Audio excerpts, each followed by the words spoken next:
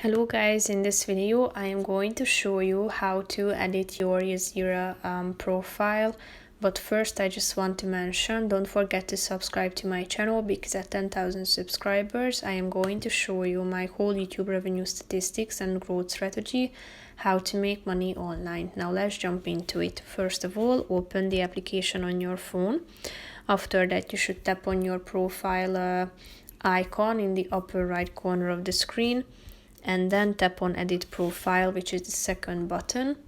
And after that you should click on the title first to select your title, and then type in your first name, then last name, select your date of birth, add your nationality, then your country of residence, type in your address, the city, and then your phone number.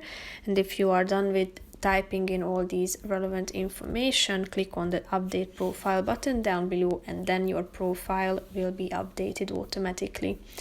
So that's pretty much it for this video, guys. See you in the next one. Bye bye.